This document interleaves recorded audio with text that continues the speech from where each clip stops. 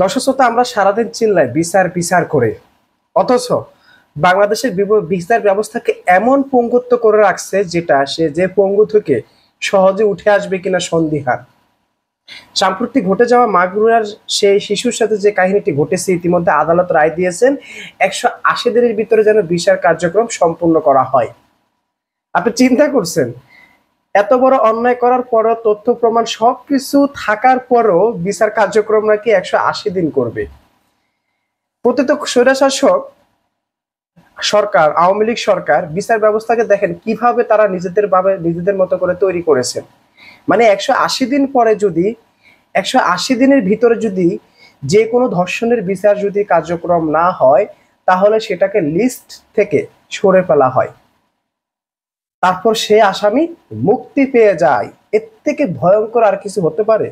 এর থেকে লজ্জার ভয়ঙ্কর কিছু হতে পারে? আপনারা দেখেছেন যে কথিত স্বৈরশাসকের আমলে প্রতিনিয়ত শত শত মা বোন ধর্ষণের শিকার হতো, এবং সেই ক্ষেত্রে কিছু কিছু ঘটনা একেবারে খুব তুমুল ভাবে ভাইরাল হতো।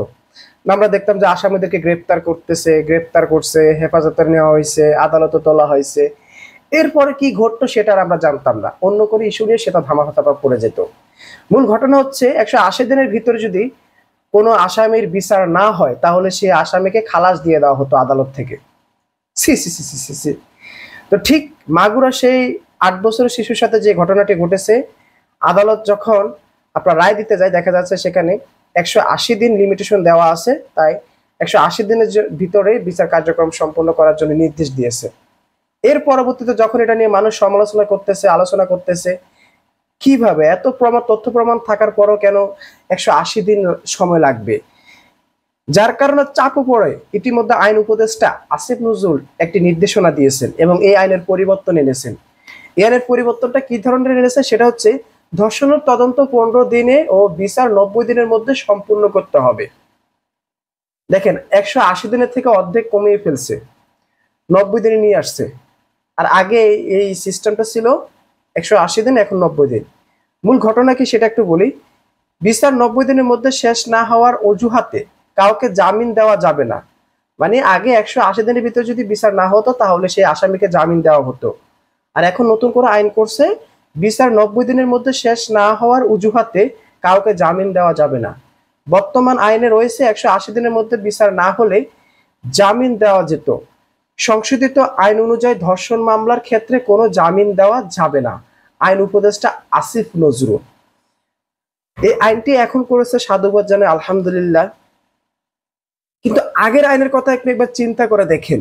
এই কথিত স্বৈরশাসক তার দোসরদের, তার কুকুরদেরকে মা বোনদের পিছনে লাগিয়ে দিয়ে তাদের সর্বনাশ করে তাদেরকে জেলে নেওয়া হতো, এবং 180 দিন পরে তারা বুক ফুলিয়ে বের হয়ে যেত।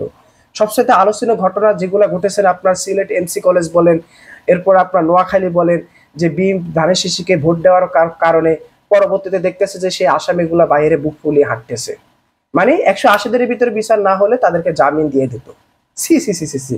এই হচ্ছে দর্শনের আপনার বিচার ব্যবস্থার নিয়ম কানুন আদালতে। আর আমরা সারাদিন মাঠে ময়দানে চিল্লাই ধর্ষণের বিচার হয় না কেন, বিচার হয় না কেন। এবার বুঝেন প্রত্যেকটা বিচার কার্যক্রমকে কত ভয়ঙ্কর ভাবে পঙ্গু করে রেখেছে। আর কিছু বলার নেই ভাই।